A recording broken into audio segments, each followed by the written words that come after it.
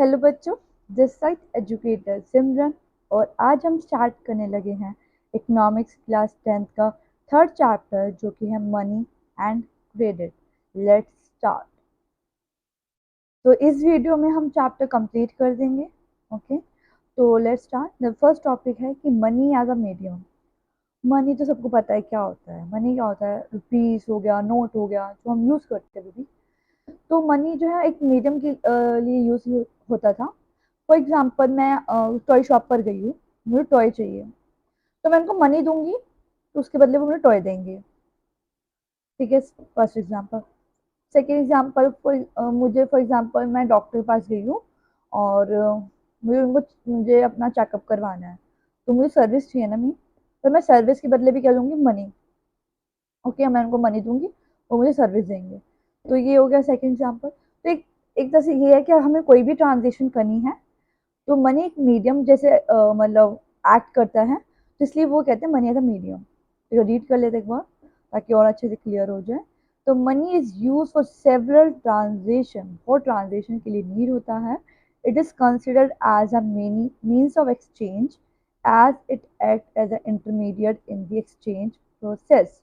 जैसे मैंने आपको एग्जाम्पल बताई दी है, तो उसमें यही है कि वो एक्सचेंज प्रोसेस के लिए इंटरमीडिएट होता है। नेक्स्ट टॉपिक, मनी से नेक्स्ट टॉपिक है बार्टर सिस्टम ऑफ एक्सचेंज। तो मनी मतलब मनी आने से पहले पहले लोग क्या यूज़ करते थे? Barter system of exchange.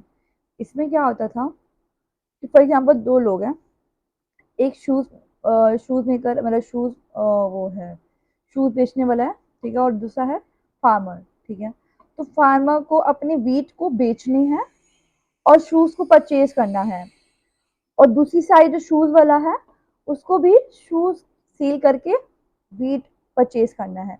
तो दोनों के जो वांट्स हैं वो बिल्कुल सेम है, तो इसलिए वो दोनों बार्टर सिस्टम कर लेंगे। इसमें क्या होगा? गुड्स के बदले वो गुड्स एक्सचेंज कर लेंगे। यहाँ पे कोई मनी नहीं आएगा, बस ये आएगा जैसे उसको गुड्स चाहिए, उसको मतलब शूज चाहिए तो वो शूज ले लेगा, और उसे वीट चाहिए तो वो वीट ले लेगा। तो अगर हम कोई चीज़ गुड्स टू गुड्स एक्सचेंज होता है, उसे कहते हैं बार्टर सिस्टम ऑफ एक्सचेंज। एक बार रीड कर लेते ताकि और अच्छा रहेगा। तो before the use of money, people follow the barter system of exchange. Okay, in this system goods are directly exchanged without the use of money between two or more people who agree to exchange each other's goods.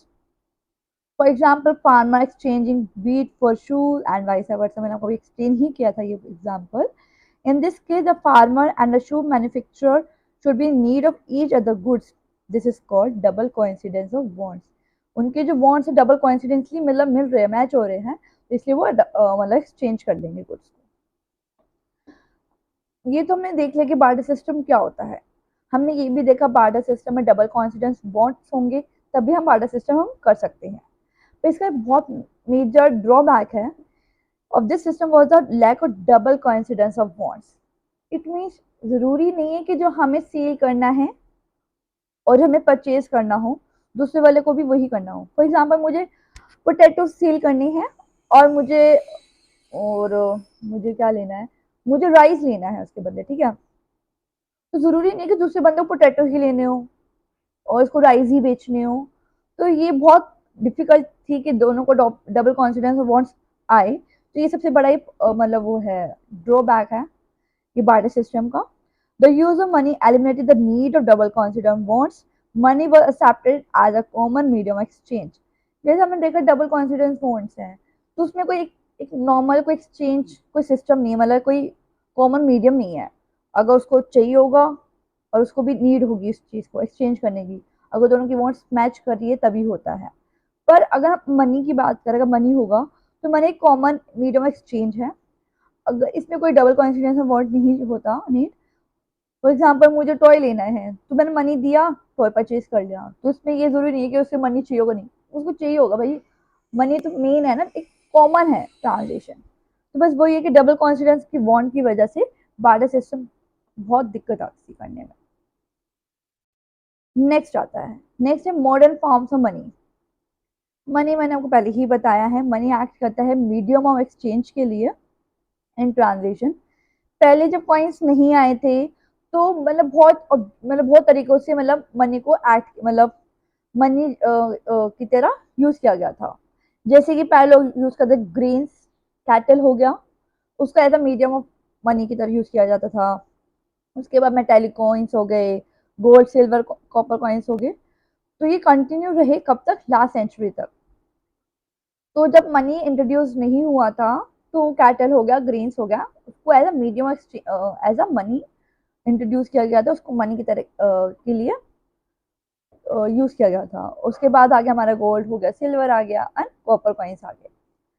But अब modern form of money में जो हम देखेंगे तो forms of money जो है दो तरीके के, एक हो गया करेंसी और एक हो गया डिपॉजिट विद बैंक्स।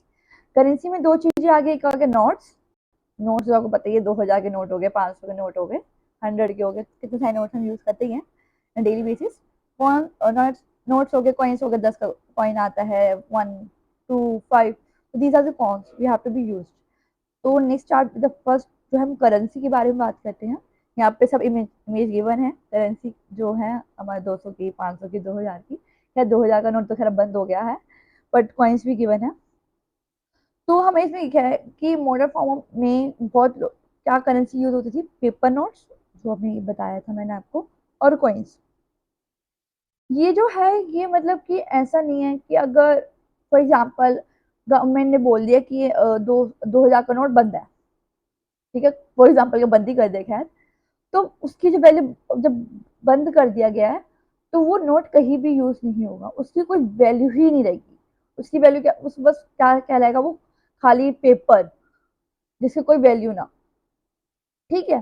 पर पहले जमाने में क्या, मतलब पहले जमाने के लिए पहले क्या होता था, जो लोग कैटल ग्रीन्स यूज करते थे as a medium of money, money के लिए, मनी के पर्पज के लिए। तो ये था अगर उनको कह दिया जाए कि मनी इसके थ्रू नहीं मतलब मानी जाएगी, तो वो कैटल बाद में यूज कर सकते हैं, मतलब एज अ मिल्क के लिए, और भी पर्पज होते हैं कैटल के लिए, ग्रेन्स को भी यूज कर सकते हैं। बट अगर मनी के लिए कह दिया जाए, अगर नोट को कह दिया जाए कि आज से ये नोट बंद है, तो उसके नोट की जो वैल्यू खत्म हो जाएगी, उसके बाद हम यूज कर ही नहीं सकते, उसके बाद वो खाली एक पेपर रह जाएगा। ओके, वो रीड कर लेते अच्छे से। तो modern forms of money include currency, जो मैंने आपको पहले बताया है, पेपर नोट हो गया और कॉइन्स हो गया। Unlike the thing that we used as money earlier, modern currency is not made of precious metals such as gold, silver, and copper. And unlike the grains and cattle, they are neither of everyday use. The modern currency is without any use its own. तो उसे कोई खुद के लिए वो खुद मतलब कुछ यूज नहीं है। कैटल अगर उस मनी के लिए यूज भी ना करे तब भी उसको यूजिंग है, मैं यूज कर सकते हैं। बट अगर कोई नोट बंद हो गया उसके बाद कहे भाई उसे यूज करो, तो कोई यूज नहीं, खाली पेपर रह जाएगा, उसकी कोई वैल्यू नहीं रहेगी। नेक्स्ट आता है why money is accepted as a medium exchange. Money को हमने क्यों एक्सेप्ट करा है मीडियम एक्सचेंज, कि अगर हम कोई भी ट्रांजेक्शन करेंगे, अगर मनी देंगे तो हमारी ट्रांजेक्शन सक्सेसफुल है, और इसे मीडियम एक्सचेंज कहा जाएगा। क्यों कहा गया, पहला point, it is accepted as a medium exchange because the currency, जो करेंसी है वो ऑथोराइज की गई है by the government of the country. जो हमारी कंट्री की जो गवर्नमेंट है उन्होंने अथोराइज किया गया है कि ये जो करेंसी है, ये पर्टिकुलर करेंसी है, वो हमारे इंडिया में यूज की जाएगी। अब ये नहीं है कि जो हमारी करेंसी है वो बाहर देशों में भी यूज की जाएगी, बाहर कंट्रियों में भी, जैसे यूएसए हो गया, कनाडा हो गया, कोई भी कंट्री हो गया एक्सेट्रा। तो यहाँ की जो इंडिया की करेंसी है वो हमारे इंडिया में ही यूज होगी, वो आउट ऑफ कंट्री यूज नहीं हो सकती, पहली बात, ठीक है। और क्योंकि ऑथोराइज की गई गवर्नमेंट के थ्रू, इसलिए वो मनी की यूज किया गया। Second, in India, the Reserve Bank of India issues currency notes on the behalf of the central government. India में जो मनी जो कंट्रोल करता है, जो इशू करता है करेंसी को, वो कौन सी बैंक है, वो रिजर्व बैंक ऑफ इंडिया है। तो मेन जो बैंक हो गया मान लिया आरबीआई हो गया, जो आरबीआई में इशू होता है currency on the behalf of central government की बिहाफ पर। Third, as per Indian law, no other organisation is allowed to issue currency. जैसे कि आपको मैंने बताया था कि अभी आरबीआई जो है इशू करता है करेंसी, तो उसके अलावा आरबीआई के अलावा कोई भी ऑर्गेनाइजेशन, कोई भी बैंक भी इशू नहीं कर सकता करेंसी, क्योंकि जो पावर है जो इशू करने के लिए वो किसको दी गई है, आरबीआई को, तो आरबीआई को कोई करना पड़ेगा। Moreover the law legalize The use of rupees as a medium of payment that cannot be refused in settling a transaction in India. For example, मैंने एक घर खरीदा, मैंने बोला तो मैं कोई घर ही हाँ चलो घर ही खरीदा है, ठीक है। तो मैंने बोला मैं तुम्हें मनी नहीं दूंगी, मैं तुम्हें अपनी कार्ड दे दूंगी। पर ऐसा नहीं हो सकता, क्योंकि अगर वो मनी दे रहा है, उसने कहा, दूसरे बंदे ने कहा मैं आपको मनी नहीं, मैं आपको मनी देता हूँ, तो मैंने बोला आप मनी मत दो, आप मुझे कार्ड दे दो। पर ऐसा नहीं है, जहाँ पे मनी मिल रहा है हमें मनी को ही एक्सेप्ट करना पड़ेगा, हम मनी के अलावा कुछ और नहीं ले सकते अगर दूसरा बंदा हमें दे रहा है। तो मनी एक मीडियम है वो सेटल करने का, ट्रांजेक्शन का। तो हमें कोई भी चीज़ सेटल करनी हो, ट्रांजेक्शन करनी हो, तो हमें मनी को ही कंसिडर करना पड़ेगा। ये नहीं कोई भी गुड्स एंड सर्विस हम ले लो उसकी जगह, ऐसा नहीं होता। No individual in India can legally refuse a payment made in rupees.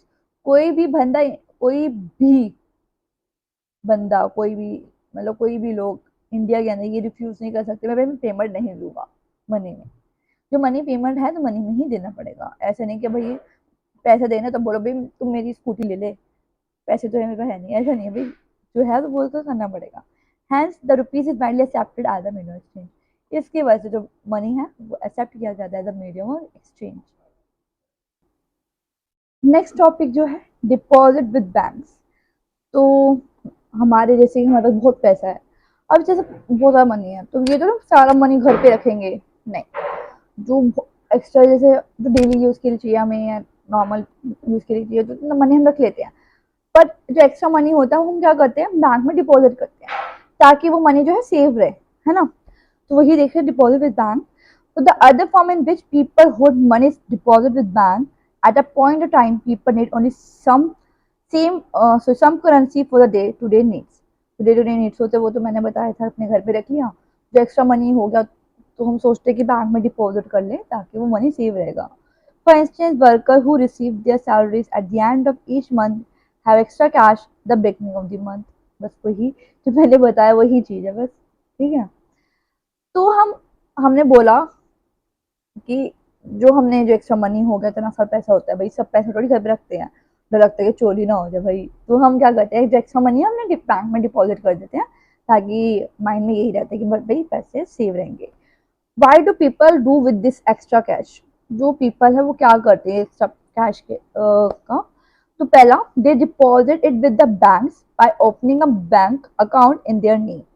पहले हमें अपना अकाउंट ओपन करना होता है अपने नाम से, फिर वहाँ पे अपना जो एक्स्ट्रा मनी है वो हम डिपॉजिट कर देते हैं बैंक में।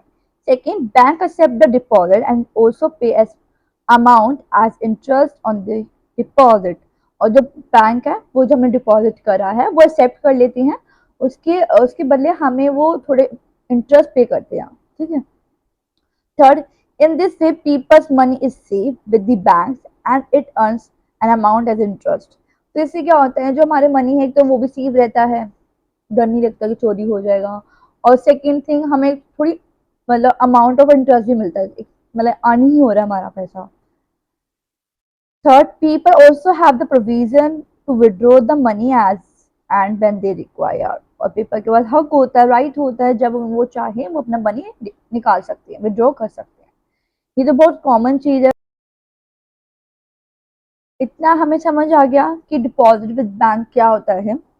अब हम देखते हैं कि डिमांड डिपॉजिट क्या होता है। तो since the deposit in the bank's account can be withdrawn or demand, this deposit are called demand deposit। Very simple. अगर हमने जो अमाउंट हमने डिपॉजिट करा है बैंक में, अगर हम उसे विड्रॉ कर सकते हैं अपनी डिमांड में, जब हम चाहते हैं, जब, उसे कहते हैं डिमांड डिपॉजिट। क्योंकि इसमें वो नहीं है कि आप इसी टाइम लिमिट में आप डिपॉजिट कर रहे हो या फिर इससे लेट जल्दी नहीं कर सकते। जब आपका मन कर रहा है, आप जब डिपॉजिट को, जब हमने डिपॉजिट करा है बैंक में, उसको विड्रॉ कर सकते हो, तो उसे कहते हैं डिमांड डिपॉजिट।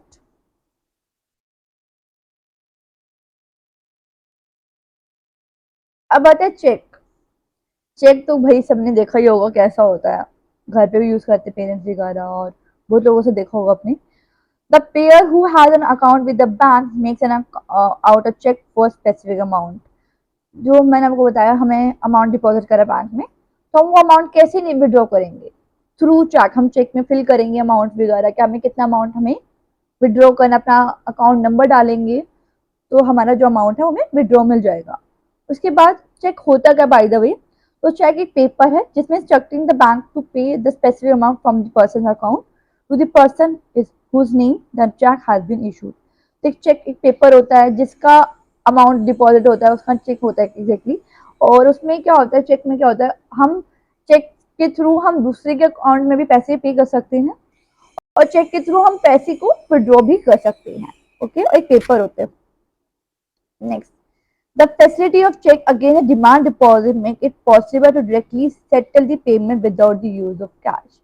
तो हम चेक से हम मतलब जरूरी नहीं कि हम कैश से सेटलमेंट करें, हम चेक देते हैं अगर किसी को, अगर हमें कुछ लेना है, इस फॉर एग्जाम्पल मुझे घर खरीदना है तो मैं इतना सारा अमाउंट थोड़ी दूंगी उससे कि यार ये ले 30 लाख का घर है, ये ले 30 लाख। तो हम ऐसे नहीं करते, हम क्या करते हैं कुछ थोड़ा बहुत कैश दे देते हैं या फिर अपना चेक दे देते हैं कि भाई चेक है हमारा, बैंक में पैसे हैं, बैंक से निकाल सकते हैं। तो ठीक है। Third, since demand deposit are accepted widely as a means of payment, demand deposit accept किया जाता है कि हम पेमेंट कर सकते हैं along with the currency, they constitute money is the medium modern economy. इसे मॉडर्न इकोनॉमी किया जाता है। जो मैंने कहा है वही रिपीटेड आ रहा है बाबा। अब देखते हैं मनी का जो जो हमारा जो हमने कहा कि चेक होता है, तो चेक कैसे होता है, हमें ऊपर डेट लिखना पड़ता है, अपना नेम, अमाउंट, और ये जो नॉर्मल चेक है मैं आपको दिखाती हूँ। हाँ यही चेक है। तो इसमें क्या होता है, वैसे इसमें अकाउंट नंबर नहीं गिवन, वैसे हम जब भी अगर हम देखेंगे नॉर्मल चेक, उसमें सबसे पहले हमें अकाउंट नंबर लिखना होता है जो बैंक अकाउंट नंबर होता है। उसके बाद नेम मेंशन करना होता है कैपिटल लेटर में, फिर अमाउंट जितना हमें मतलब विड्रॉ करना है, फिर हमारे सिग्नेचर होते हैं, डेट मेंशन करनी पड़ती है। तो दीज आर मतलब हमें जो चीजें हमें मेंशन करना होता है चेक में।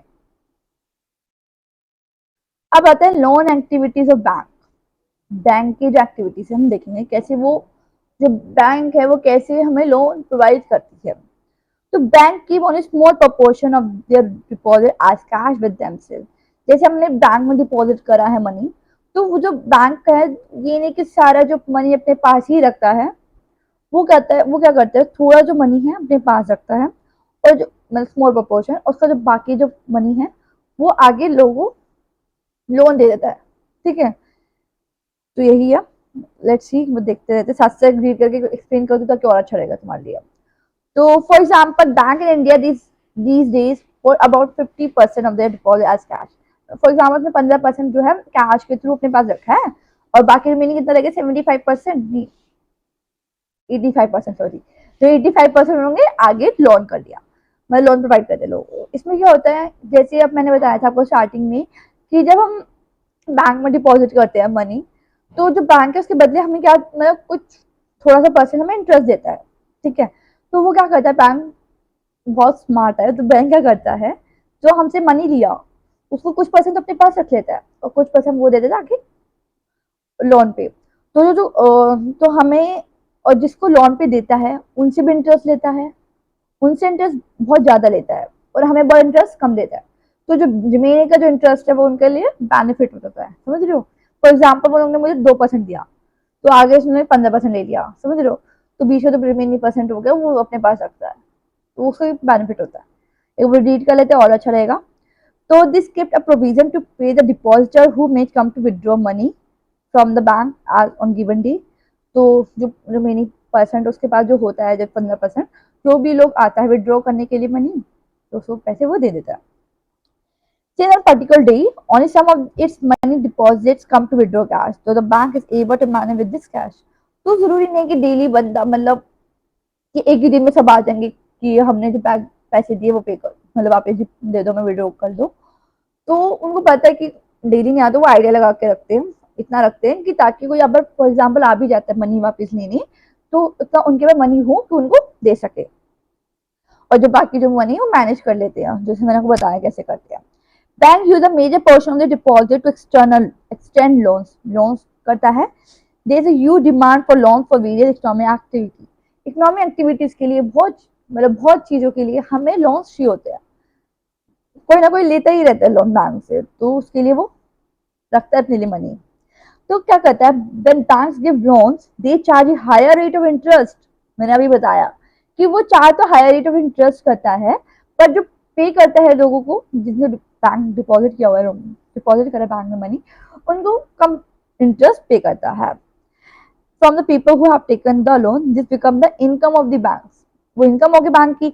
इन this way bank act as a mediator between those who have surplus fund, मतलब डिपॉजिटर, डिपॉजिट मतलब जिसने बैंक में अमाउंट डिपॉजिट किया, and those who are the needs of the fund, जिसको मनी चाहिए, वो हो गया द बोरोवर।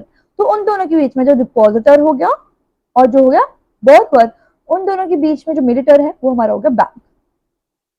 इसमें मैंने इमेज दिया जो कि एनसीईआरटी बुक की है। इसमें क्या है, ये डिपॉजिटर है यहाँ पे साइड में, इतने सारे लोग वो जो कि बैंक में जाके डिपॉजिट कर रहे हैं, और दूसरी साइड जो बैंक है वो बैंक दूसरे लोगों को, जो बोरोवर है जिनको मनी चाहिए, उनको लोन दे रहा है। जो बोरोवर है वो उनको बैंक को क्या दे रहा है, रीपे करे लोन्स विद इंटरेस्ट, इंटरेस्ट के साथ साथ, लोन के साथ साथ इंटरेस्ट पे करें, वो भी हाई इंटरेस्ट। और बैंक जो है जिनसे डिपॉजिटर को, जिनसे मनी आया है उनके पास, जो डिपॉजिटर है उनको वो जैसे जैसे उन लोगों ने विड्रॉ करा, उनको इंटरेस्ट मिल रहा है।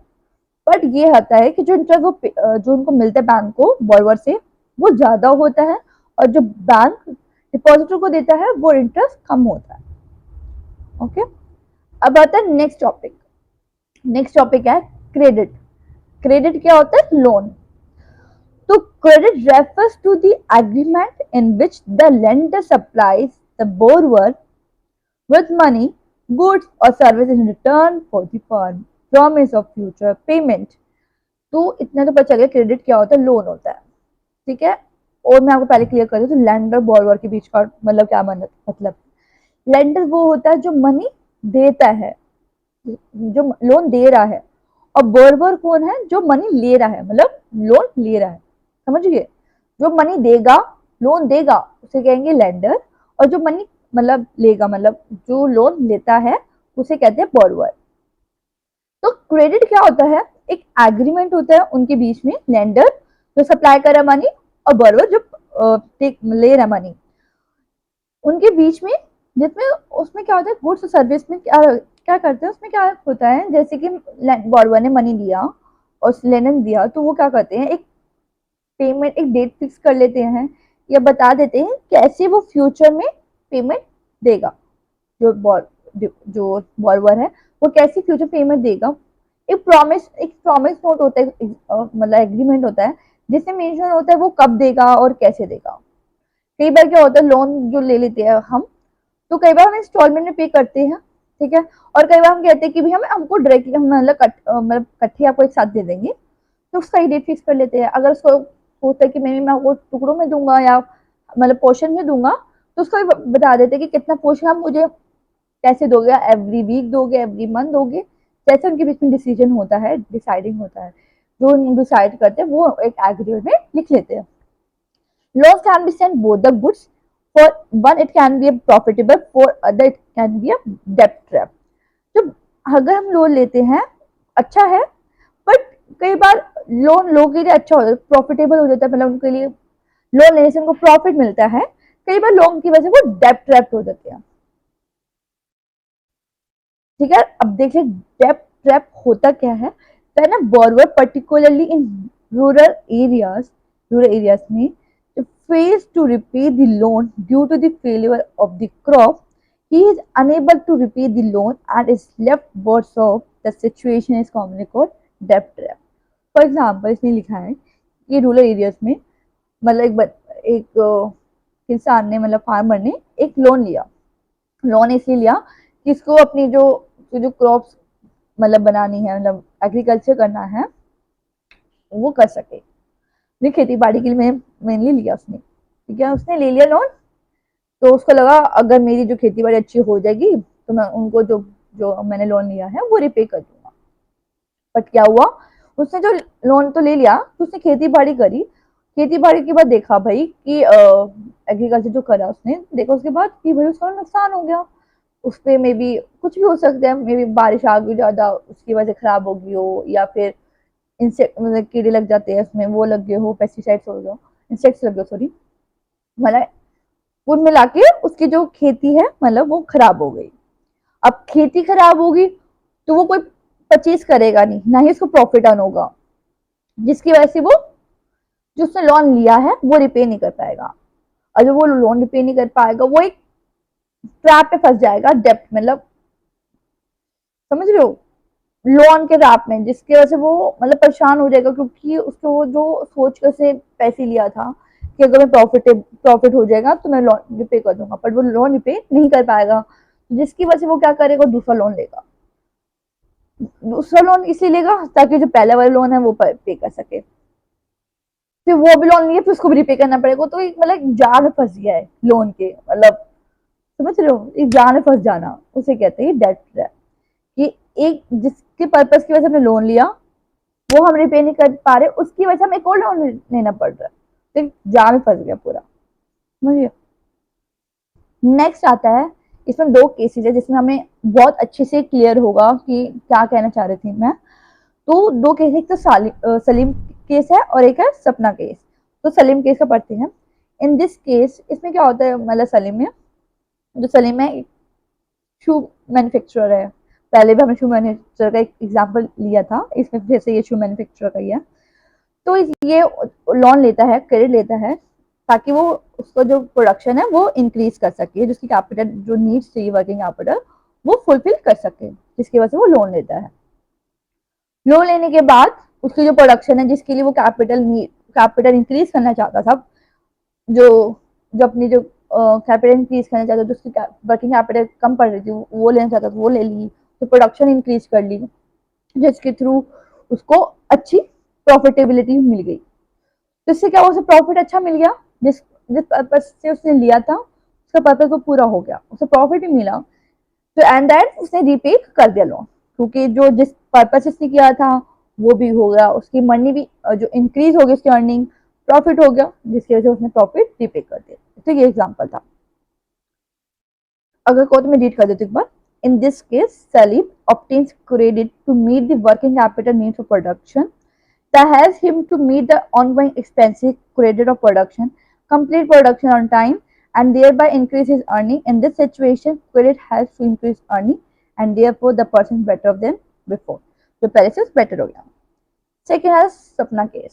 सपना केस इसमें क्या होता है, एक फार्मर है, लड़की जो फार्मर है उसने क्रेडिट लिया अपनी उसके लिए, क्रॉप्स के लिए, ठीक है। उसने सोचा अगर मैं ले लेती हूँ, अगर वो अच्छा क्रॉप्स मतलब अच्छा क्रॉप्स होगा तो जिसकी वजह से अच्छा, मतलब अगर अच्छा एग्रीकल्चर हो गया तो जिसकी वजह से प्रॉफिट प्रॉफिट अर्न कर लेगी, प्रॉफिट अर्न करने से वो रिपे कर देगी लोन। जैसे मैं आपको पहले एग्जाम्पल समझा चुकी हूँ, वही एग्जाम्पल सेम सपना का। तो ऐसा कुछ नहीं हुआ, उसकी जो क्रॉप्स है वो फेल हो गई, खराब हो गई, जिसकी वजह से वो प्रॉफिट अर्न नहीं कर पाई, तो लॉस हो गया। अब उसने लोन लिया है तो रिपे तो करना पड़ेगा, तो जिसकी वजह से उसको दूसरा वो रिपे नहीं कर पा रही थी, जिसकी वजह से उसने दूसरा लोन लिया। अब एक लोन की वजह से उसने दूसरा लोन लिया, दूसरा लोन उसके लिया ताकि वो पहला लोन पे कर सके, फिर से वो पे कर दिया। इवन उसने अपने लैंड का स्मॉल पोर्शन उसको भी वो भी सेल करना पड़ा, तो एक तरह से जान में फंस गई, क्योंकि जिसकी वजह से लोन लिया था वो पूरा हुआ नहीं, और जो जो हमें लोन रिपे करना था वो लोन रिपे नहीं कर पा रहे, इसकी वजह से हमें एक और लोन लेना पड़ा। ओके, तो वही केस है जो मैंने एक्सप्लेन किया था, तो इसको रीड करने की नीड नहीं, क्योंकि मैं आपको ऑलरेडी 2 बार एक्सप्लेन कर चुकी हूँ। नेक्स्ट आता है टर्म्स ऑफ क्रेडिट। जब हम लोन लेते हैं क्या हमारी टर्म्स होती हैं उस टाइम पे। Every loan agreement stipulates an interest rate that must be paid to the lender in addition to the principal repayment. Lender also wants collateral. Collateral क्या होता है, security in exchange for loan. अगर हम कोई भी agreement करते हैं, loan लेते हैं, तो हमें लोन तो रीपे करना होता है, साथ साथ हमें एक इंटरेस्ट पे करना होता है, किसको, लेंडर को, जिससे हमने लोन लिया। इवन हमें उसको, लेंडर को अगर लेंडर चाहे तो वो कोलेटरल भी ले सकता है, सिक्योरिटी भी मांग सकता है। अभी हम देखेंगे कोलेटरल क्या होता है, तो इतना समझ आ गया ना मैं क्या कहना चाह रही हूँ। अब बताओ कोलेटरल क्या होता है। कोलेटरल एक एसेट होता है। एसेट इट मीन्स एसेट में आ सकता है लैंड हो गया, फ्लैट हो गया, हमारा घर हो गया, कार हो गई, ठीक है। तो these are things, life stocks हो जो मैंने बताया, लैंड हो गया, बिल्डिंग होगी, घर हो गया, और बैंक सेविंग्स होंगे।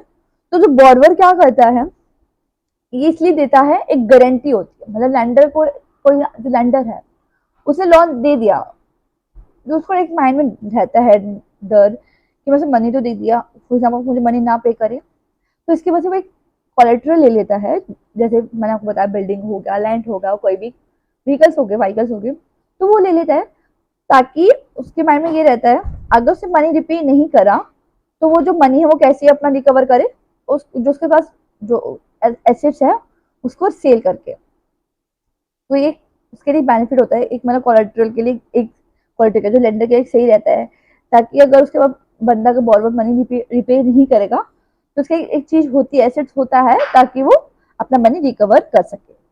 The terms of credit include the interest rate. तो टर्म्स हम जो क्रेडिट है उसमें क्या क्या इंक्लूड होता है, एक तो इंटरेस्ट रेट इंक्लूड होता है, कोलेट्रल और documentation requirement as well as the form of repayment, it varies depending on lenders and borrowers personalities. तो कोलेट्रल मैंने आपको बता दिया क्या होता है, और इंटरेस्ट भी बताया था मैंने, और एक डॉक्यूमेंट होता है जिसमें सब कुछ ये मेंशन होता है, उन दोनों की बात करके दोनों मतलब लैंडर बोरोवर डिसाइड कर लेते हैं क्या क्या करना है। नेक्स्ट अब आता है वेरियस टाइप्स ऑफ, ये ना, हाँ, अब आता है वेरियस टाइप्स ऑफ लोन। अब जो लोन लोन होते हैं दो तरीके के होते हैं, एक होता है फॉर्मल लोन, एक होता है informal loan.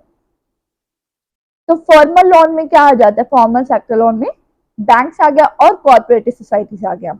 On the other hand informal sector loans में क्या आ जाता है, लैंड लोन, लैंड लोन्स आ जाते हैं, मनी लैंडर्स आ जाते हैं, रिलेटिव्स आ जाते हैं, एक्सेट्रा। तो start with the topic loan from corporative. अगर हम कॉर्पोरेटिव से लोन लेते हैं उसके बारे में हम देख लेते हैं। एक मिनट गाइस, पानी पी लो।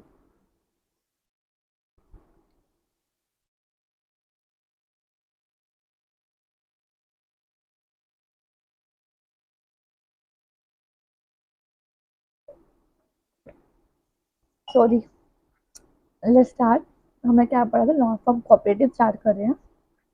हमने देखा बैंक के बारे में पढ़ा, बैंक क्या होता है, बैंक क्या करता है एक्स्ट्रा मनी के साथ, हमने सब कुछ हमने देख लिया बैंक का। बैंक के साथ साथ एक अदर एक मतलब सोर्स है चीप रिजल्ट का, जो कि कॉर्पोरेटिव कॉर्पोरेटिव सोसाइटीज। ये जो है, हमने जो रूरल एरियाज होते हैं जैसे गांव वगैरह होते हैं, वहां पे जो है ना बैंक नहीं होते, ठीक है। तो वहां पे क्या किया जाता है, वहां पे ना ही वो सोचे बैंक रखे वहां पे, तो वहां पे अगर तो कॉर्पोरेटिव सोसाइटी बना जाती, मतलब बना देते हैं, जहाँ से वो जो फार्मर्स है लोन जो ले लेते हैं। और जो कॉर्पोरेटिव क्या होता है, कॉर्पोरेटिव कैसे बनता है, इसमें मेंबर्स होते हैं, जो मेंबर्स मिलकर एक कॉर्पोरेटिव बनाते हैं, सर्टेन मतलब बहुत जगह एरिया, कोई भी एरियाज में, जैसे गांव में, रूरल एरियाज में, कई एरियाज में वो बना लेते हैं कॉर्पोरेटिव सोसाइटीज। यहाँ पे क्या होता है ना, जो फार्मर्स है वो लोन ले लेते हैं इजिली। जो सेवरल टाइप्स ऑफ कॉर्पोरेटिव क्या होते हैं, कई बार जो कॉर्पोरेटिव ऐसे भी होते हैं सब सेपरेट बना देते हैं रूरल एरियाज में भी, जैसे फार्मर कॉर्पोरेटिव हो गए, वीवर्स कॉर्पोरेटिव हो गए, इंडस्ट्रियल वर्कर कॉर्पोरेटिव हो गए। इसमें क्या होता है, जैसे इंडस्ट्रियल वाला है तो वो इंडस्ट्रियल इंडस्ट्रियल वर्कर कॉर्पोरेटिव में जाएगा, फार्मर है तो फार्मर कॉर्पोरेटिव में जाएगा, एक सेपरेट बना देते हैं। तो हमने बस यही है कि बैंक मतलब अर्बन एरियाज में होते हैं, रूरल एरियाज में नहीं होते, जो फार्मर्स होती हैं। और वैसे भी बैंक से वो तो क्या करते हैं, वो फार्मर्स जो होते हैं उनके पास कैसे वो लोन लेती हैं, वो लेते हैं कॉर्पोरेटिव से, ठीक है। तो एक कृषि कोऑपरेटिव फंक्शन है जो कि विलेज में बनाया गया, not very away from this Sonpur, Sonpur से ज्यादा दूर नहीं है, जिसमें 2300 जो फार्मर्स है वो मेंबर्स है। मैंने आपको पहले ही बताया मेंबर्स मिलकर ही कोऑपरेटिव सोसाइटी बनाए जाते हैं। तो एक कृषि कोऑपरेटिव फंक्शन था। तो इसमें क्या होता है, इसमें एक्सेप्ट करते डिपॉजिट, ठीक है, मेंबर्स एक्सेप्ट करते deposit as collateral, the cooperative had obtained a large loan from the bank। और जो कोऑपरेटिव है वो obtain करते हैं लास्ट, एक कॉर्पोरेटिव लोन लेता है बैंक से। This fund are use to provide loan to member, वो जो लोन लेता है वो इसलिए यूज करते हैं ताकि वो जो मेंबर्स को लोन दे सके। Once this loans are repaid, जब लोन रिपे हो जाता है, another round of lending can take place. जैसे लोन रिपे हो गया बैंक को, जैसे मेंबर्स ने उसको दिया कोऑपरेटिव सोसाइटी को, प्रेसिडेंट बैंक को दिया, तो ये फिर से ये साइकिल रिपीट होता रहता है, समझे। अब नेक्स्ट उसके बारे में ही है, कि कृषि कोऑपरेटिव जो है वो क्या क्या करता है, ये किस लिए प्रोवाइड करता है, for the purchase of agriculture implements, loans for cultivation and agriculture trade, fishery loans, loan for construction of houses and for a variety of other expenses। इस पर्पस की वजह मतलब इन चीजों के लिए वो लोन प्रोवाइड करता है कौन, कृषक कॉर्पोरेटिव। अब आता है formal sector credit in India. तो फॉर्मल सेक्टर कैसा है, क्रेडिट इन इंडिया वो देते हैं, credit that is both in cheap and accessible and critical for the country's prosperity। The numerous form of loans can be divided into following categories। दो forms में मतलब divide किया गया है, एक तो फॉर्मल सेक्टर लोन, एक informal sector loan. Formal sector जो लोन्स है, loan from the formal sector include those, जो कि मैंने आपको बताया अभी, जो कि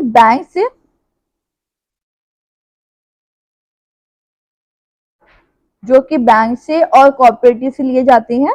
इसमें जो आगे जो आरबीआई वो बहुत मतलब मेन होता है फॉर्मल सोर्स के लिए, और banks must report the RBI how much they are lending or to whom and at what interest rate among their things. जो बैंक्स है वो मतलब मनी दे देता है, बट बैंक को क्या होता है, उनकी ड्यूटी होती है, उनका होता है कि उनको पहले आरबीआई को बताना होता है कि कितना उसने अपने पास लैंड मनी रखा और कितना मनी वो दे रहा है, किसको दे रहा है, पूरी इन्फॉर्मेशन को आरबीआई को देनी होती है। अब आता है informal sector loans. Loan from the informal sector include, मैंने आपको पहले ही बताया था, फॉर्मल इनफॉर्मल में कौन आता था हमारा, money lender, traders, employees, families and friends. तो ये हमारा आ गया हमारे इनफॉर्मल सेक्टर में। तो इसमें कोई ऐसा कुछ नहीं होता पर्टिकुलरली कि हमें कुछ कोलेटरल देना हो। इसमें जो कोलेटरल अपनी सिक्योरिटी मैंने आपको बताया था, वो जो हमें कब वहां पे देना होता है फॉर्मल सेक्टर में, जब हम बैंक से लोन लेते हैं या कोऑपरेटिव से, वहां पे जो बैंक वाले लोग होते हैं वो मांग लेते हैं कि हमें अपनी सिक्योरिटी दो तो आपको हम लोन देंगे। पर इनफॉर्मल में ऐसा नहीं होता, there is not regulatory that oversees the lending activities or informal lenders, there is no one to stop them obtaining their money by unethical means. तो इसमें से कुछ ऐसा नहीं है कि हम जब मन चाहता है मन ले सकते हैं, हम प्रीपे कर सकते हैं। पर जो फॉर्मल सेक्टर में होता है, जब हम बैंक से लेते हैं, कोऑपरेटिव से लेते हैं, प्रॉपर एक सिस्टम होता है, स्ट्रक्चर होता है, जिसमें मैंने बताया कि आरबीआई को बताना होता है बैंक को, और हमें सिक्योरिटी भी पे करनी होती है क्या कहते हैं, अगर हमें लोन चाहिए, ताकि वो अगर हमारा फॉर एग्जांपल हम रिपे नहीं कर पा रहे लोन, तो जो बैंक के बाद मतलब राइट होता है कि वो हमारी जो सिक्योरिटी है उसको रीसेल कर सके और अपना मनी को रिकवर कर सके। अब आता है फॉर्मल एंड इनफॉर्मल क्रेडिट, वही है, सेम ही चीज में भी आ गई है लग रहा है, वही चीज घूम फिर कर वही चीज है। इफेक्ट एक बार रीड कर लेती हूँ, आपको समझ आ जाएगा, समझाने की नीड ही नहीं है, सेम ही है ऑलमोस्ट। फॉर्मल क्रेडिट कहते था, RBI oversees the operation of formal sources of loan which include bank and cooperative to ensure the maintain minimum cash balance and that loans are given not just to profit making business and dealers but also to small growers, small scale industrials and small borrowers and so on। Banks are required to report their activity to the RBI on a regular basis। वही जो regular basis पे RBI को bank को करना होता है, और जरूरी नहीं कि ये बड़े लोगों को ही लोन देते, स्मॉल इंडस्ट्रियल्स को भी देते हैं, स्मॉल ग्रोअर्स को भी देते हैं, स्मॉल बोरोवर्स को भी लोन देता है बैंक। ठीक है। नेक्स्ट आता है इनफॉर्मल क्रेडिट। इनफॉर्मल क्रेडिट वही मनी लेंडर हो गया, ट्रेडर्स हो गया, एम्प्लॉयर्स हो गया, रिलेटिव्स हो गया, फ्रेंड्स हो गया, जहां से हम ले सकते हैं। ये फॉर एग्जाम्पल है, there is no one in the charge of monitoring their credit operation, they can charge any interest, they can charge any rate of interest they want, there is no one to stop from them obtaining their money by unethical means। तो यहाँ पे ये नहीं है कि आपको particular rate ही interest charge करना है। इनफॉर्मल में ये है कि जितना तुम्हारा मन करे उतना आप चार्ज कर सकते हो। ठीक है। और इसमें ऐसे कुछ नहीं कि आपको आरबीआई को बताना है, अपनी इन्फॉर्मेशन देनी है ऐसा डेली बेसिस पे। फॉर्मल में होता है, फॉर्मल में सिक्योरिटी भी पे करनी पड़ती है, जिसमें आपको लास्ट टाइम बताया था। अब आ जाए नेक्स्ट टॉपिक। नेक्स्ट है self help group for the poor. जो गरीब लोग हैं जो बैंक से लोन नहीं ले पाते, ठीक है, तो वो क्या करते हैं, वो एक सेल्फ हेल्प ग्रुप बनाते हैं, ठीक है, पढ़ते हैं। Poor household continue to rely on informal sources for the following reason। तो वो क्यों ऐसे करते हैं, पहला, in rural India banks are not widely available. मैंने आपको पहले बताया था कि रूरल एरिया से बैंक अवेलेबल ही नहीं होते, तो वो ले नहीं पाते। Second, even if banks are present, अगर बैंक प्रेजेंट भी होता है, obtaining a bank loan is substantially more difficult because adequate documentation and quality are required. तो अगर फॉर एग्जाम्पल बैंक है भी अगर रूरल एरियाज में, तब भी वो बैंक से लोन नहीं लेते। रीजन, क्योंकि मैंने आपको पहले बताया कि वो क्वालिटी सिक्योरिटी लेते हैं, तो गरीब लोगों का ही सिक्योरिटी इतनी होगी कि वो दे सके बैंक को। और बहुत डॉक्यूमेंटेशन होता है, बहुत सारे मतलब डॉक्यूमेंट्स जो होते हैं, जिसकी वजह से वो नहीं लेते। तो वो क्या करते हैं, वो सेल्फ हेल्प ग्रुप फॉर्म करते हैं, ठीक है, जिसमें क्या होता है, एक छोटे छोटे स्मॉल स्मॉल ग्रुप बनते हैं पुअर पीपल के, जहाँ पे जो मेंबर्स हैं वो क्या करते हैं, अमाउंट को सेव करते हैं। इन जो सेल्फ हेल्प ग्रुप्स है, इसमें कितने मेंबर्स नीड होते हैं, 15 to 15 to 20 मेंबर्स चाहिए होते हैं, ताकि वो सेव कर सके और मीट कर सके रेगुलर बेसिस पर, usually from this same neighbourhood. जैसे हमने फॉर एग्जांपल हमने 15-20 आंटियों ने नेबर्स जो है उन्होंने एक ग्रुप बना दी, सेल्फ हेल्प ग्रुप। उसमें क्या होगा, वो हर मंथली जैसे उनको हर मंथली वो मनी हो गए, फॉर 200 हो गया, 2000 ने मनी कलेक्ट करते हैं हर मनी, हर मंथ। वो ऐसे ही जैसे जब तक उनका मन रहता है जब तक वो करते हैं, मतलब जितने मंथ तक उनको चाहिए होता है। कई बार वो 15 मंथ्स का भी रखते हैं, 12 मंथ्स का भी। और फिर उसके बाद जिसको नीड होती है उनको वो कलेक्ट करके वो दे देते हैं। कैसे कलेक्ट करते हैं, ऐसे ही कंटिन्यू करते हैं, समझ गए। तो ये स्मॉल ग्रुप्स होते हैं किसका, पुअर लोगों का। और इसमें क्या होता है, इनका ना ही इनको सिक्योरिटी पे करनी होती है, देनी होती है, ना ही इनको कोई इंटरेस्ट रेट देना होता है, ना ही कोई इनका डॉक्यूमेंटेशन, कुछ भी नहीं होता। नॉर्मल होता है कि 15-20 घंटे ने बना लिया ग्रुप की और वहां पे लोग ने मनी कलेक्ट करने लग गए। अब इसका एडवांटेज क्या है सेल्फ हेल्प ग्रुप्स का, it assist borrower in overcoming the lack of collateral issue. जो कोलेटरल इशू है उससे हम मतलब बच सकते हैं। Self help groups self help groups are the foundation of the rural poor organisation. एक फाउंडेशन होता है रूरल ऑर्गेनाइजेशन का। People can receive loan on schedule and a fair interest rate of for number of objectives. इनका interest बहुत fair होता है और people loan दे सकते हैं easily. It assist women becoming financially self sufficient, और जो वुमेन है वो सेल्फ सफिशिएंट बनती है। The groups frequent meeting give a forum of discussing and taking action on a variety of social concerns such as health, nutrition, domestic violence and so on.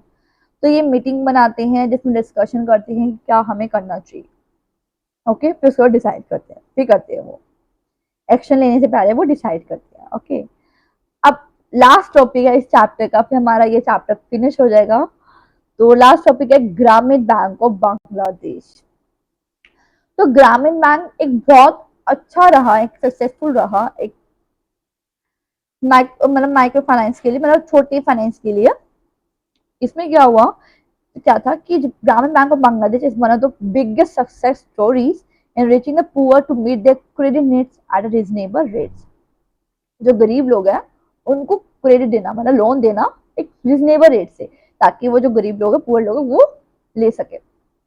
ये started हुआ था 1970s में as a small project के लिए, और ग्रामीण bank इन 1980 में, so 1980 2018 had over 9 million members in about 81,600 villages spread across Bangladesh.